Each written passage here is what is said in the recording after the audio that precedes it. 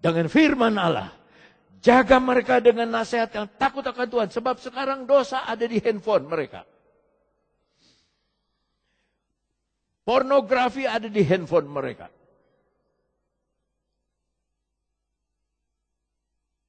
Di Amerika sekarang sudah ada mode.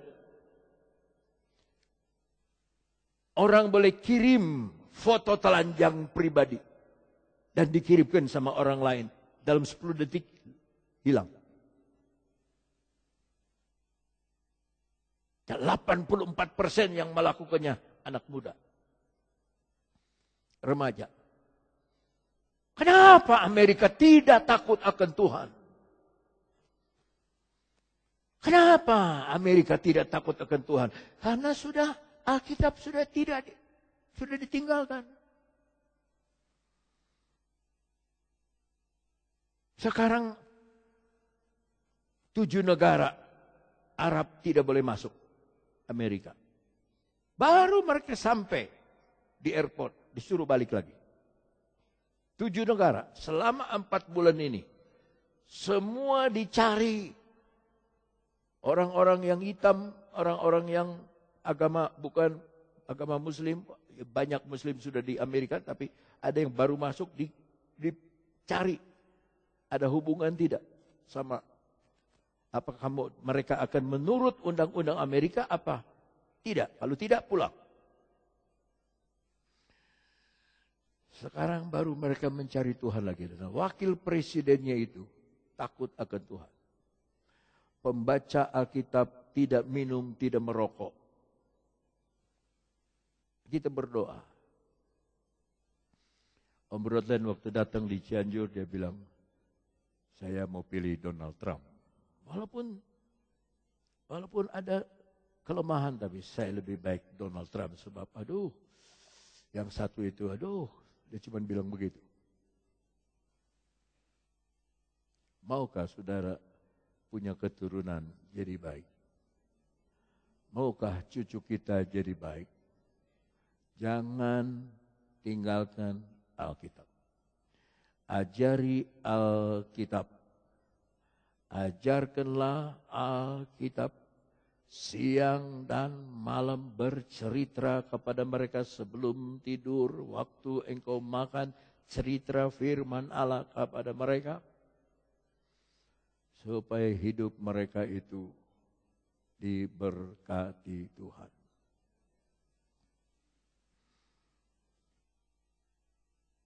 Apa arti perjamuan Tuhan ini kalau hati kita tidak di situ? Kalau hati kita tidak diubahkan, itu hanya roti dan anggur biasa. Tetapi kalau hati kita diubahkan, maka perjamuan Tuhan sore hari ini akan mendatangkan berkat yang besar bagi kita. Sebab kita ingat kepada siapa yang memberi kehidupan itu kepada kita. Mari kita lihat 2 raja-raja lagi. Pasal 22. Ayatnya yang ke-11. Segera sesudah raja mendengar perkataan kitab Taurat itu, dikoyakkannyalah pakaiannya.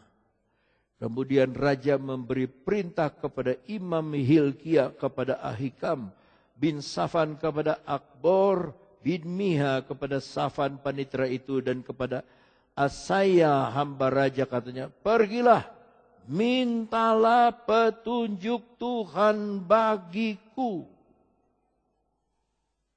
Ini satu raja yang rendah hati. Pergi, aku perlu Tuhan. Minta petunjuk Tuhan bagiku, bagi rakyat, dan bagi seluruh Yehuda tentang perkataan kitab yang ditemukan ini. Sebab hebat kehangatan murka Tuhan yang bernyala-nyala terhadap kita. Oleh karena nenek moyang kita tidak mendengarkan perkataan kitab ini dengan berbuat tepat seperti yang tertulis di dalamnya. Why bagi kita kalau hidup kita mau semau-mau kita. Wahai bagi kita kalau kita merencana ini, merencana itu tanpa minta petunjuk dari Tuhan. Saudara akan kesasar, saudara akan mengalami banyak masalah kalau kita tidak minta petunjuk dari Tuhan. Seorang raja yang besar, dia minta kepada bawahannya, minta kepada nabi, minta petunjuk dari Tuhan untukku, untuk rakyat, dan untuk semua warga ini. Sebab hebat kehangatan murka Tuhan yang bernyala-nyala. Dari mana dia tahu Tuhan murka? Dari kitab yang dibaca. Oleh karena nenek moyang kita tidak mendengarkan perkataan kitab ini dengan berbuat tepat seperti yang tertulis di dalamnya.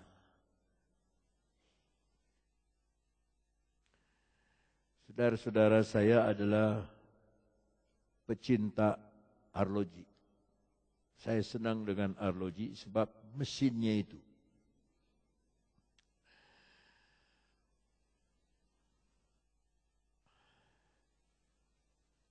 Saya baru dapat berita bahwa ada satu arloji yang harganya $10 juta. Itu gimana $10 juta? Harga arloji itu kita bisa bikin satu kampung. Kenapa? Karena ketepatannya. Dia miring tepat. Dia begini tepat, dia ditidurkan tepat, dibalik tepat, begini tepat. Tahukah saudara arloji ini, kalau begini kecepatannya lain, kalau gini kecepatannya lain, ini kecepatannya lain. Makanya kadang-kadang lebih cepat, kadang-kadang lebih lambat. Kita harus setel sendiri. Tapi arloji yang mahal itu ketepatannya tepat. Kepada Greenwich Meridian Time GMT itu tepat sekali. Dia tidak lebih, tidak kurang.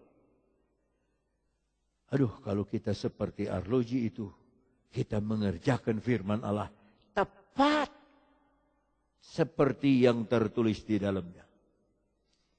Baca, tepat. Baca, tepat.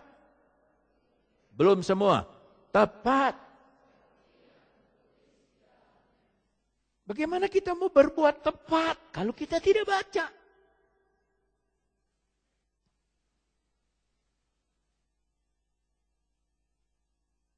Bagaimana kita akan mengerti perjamuan Tuhan kalau kita tidak baca firman?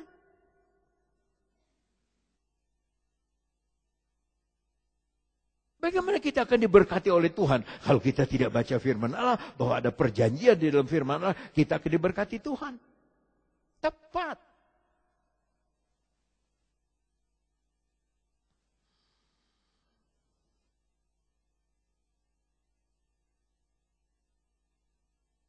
Seorang hamba Tuhan di Amerika berkata begini, Tuhan akan mengukur kita dari tebalnya debu yang ada di dalam Alkitab.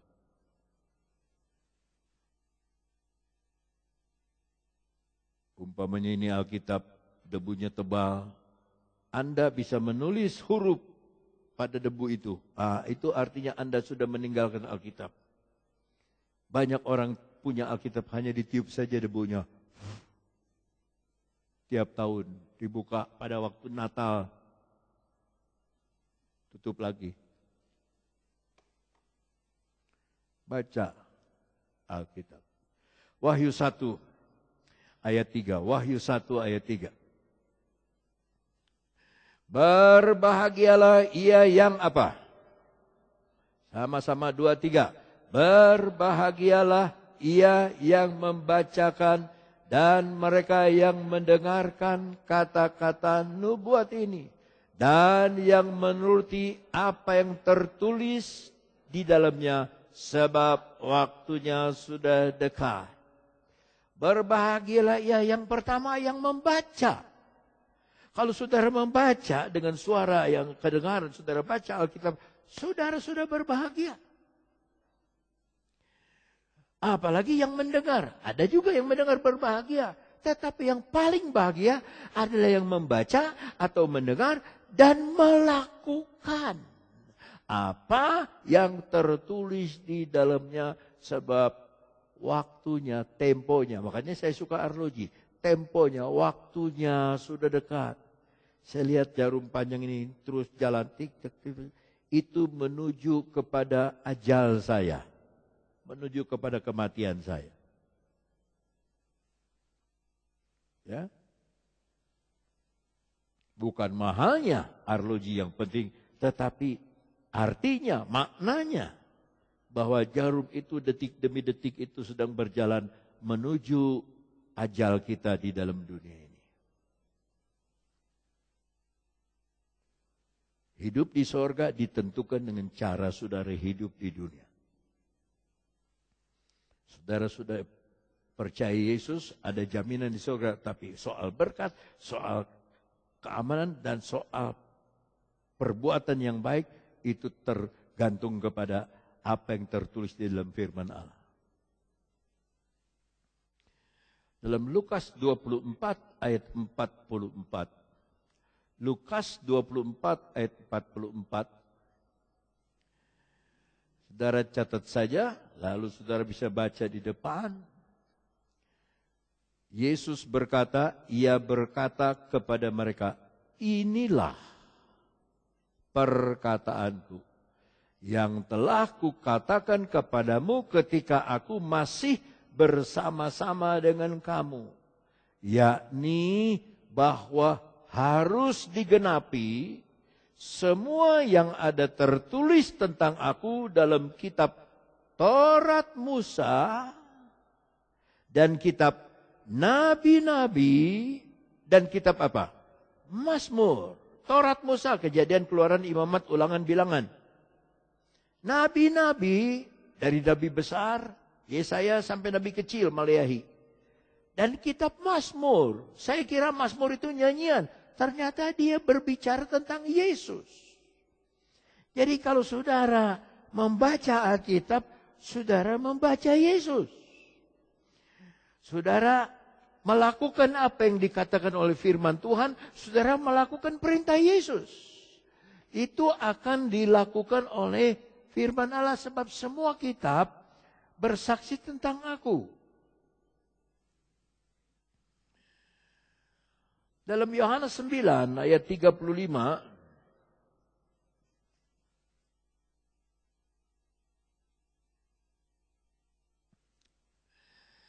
Yesus mendengar bahwa ia telah diusir keluar oleh mereka.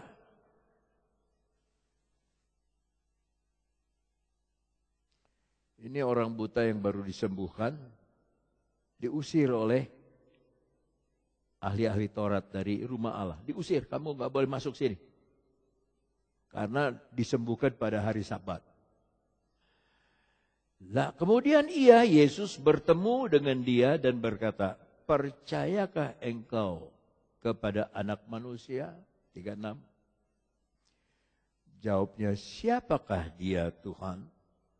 Supaya aku percaya kepadanya. 37.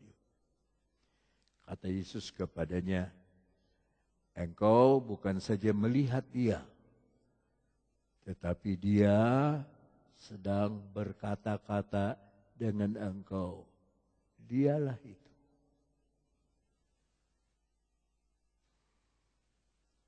Dialah itu.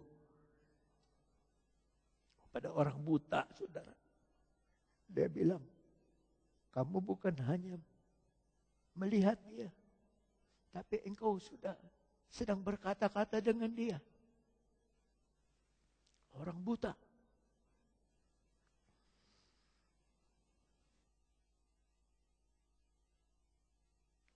Di dalam Markus pasal 9,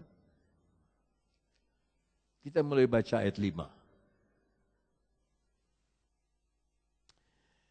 Kata Petrus kepada Yesus, Rabi, betapa bahagianya kami berada di tempat ini. Baik kami dirikan 3 kemah, 1 untuk engkau, 1 untuk Musa, 1 untuk Elia. 6. Ia berkata demikian sebab tidak tahu apa yang harus dikatakannya. Karena mereka sangat ketakutan. 7. 7 ya. Maka datanglah awan menaungi mereka, dari dalam awan itu terdengar suara, inilah anak yang kukasihi, dengarkanlah dia. 8. Dan sekonyong-konyong waktu mereka memandang sekeliling mereka, mereka tidak melihat seorang pun lagi bersama-sama mereka kecuali Yesus seorang diri. 9. Pada waktu mereka turun dari gunung, Yesus berpesan kepada mereka sama-sama supaya mereka jangan menceritakan kepada seorang pun apa yang telah mereka lihat itu sebelum Anak Manusia bangkit dari antara orang mati. Dalam Yohanes 9 tadi, dia memberitahu kepada orang buta. Dia belum mati, dia belum bangkit, belum disalib. Dia memberitahu. Kemungkinan besar, Tuhan lihat hati orang buta ini. Dia begitu berhaus sebab orang buta ini berkata, siapakah itu Tuhan supaya aku percaya kepadanya. Oh, kalau saudara seperti murid-murid Yesus ini. Saudara tidak lihat Elia lagi, saudara tidak lihat Musa lagi, saudara tidak lihat yang lain, yang saudara lihat hanya Yesus. Saudara tidak lihat Kejadian, Keluaran, Imamat, Bilangan, Ulangan, tidak lihat lagi 1 Korintus, 2 Korintus, saudara tidak lihat Yohanes, Filipi, Yakobus, Wahyu, saudara yang saudara lihat hanya Yesus saja.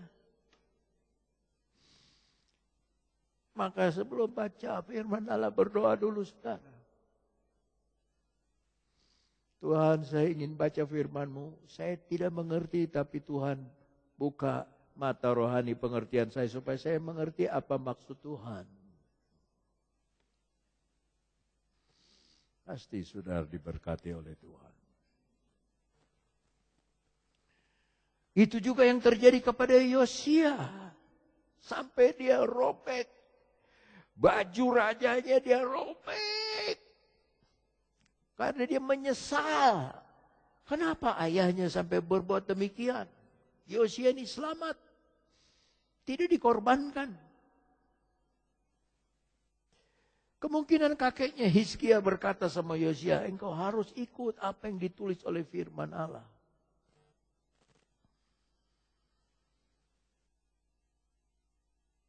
Mari kita buka kitab Ulangan pasal 8 ayat 1. Segala perintah yang kusampaikan kepadamu pada hari ini, sama-sama, haruslah kamu lakukan dengan setia, supaya kamu hidup dan bertambah banyak, dan kamu memasuki serta menduduki negeri yang dijanjikan Tuhan dengan sumpah kepada nenek moyangmu. Jadi maksud Tuhan itu buat kita itu baik.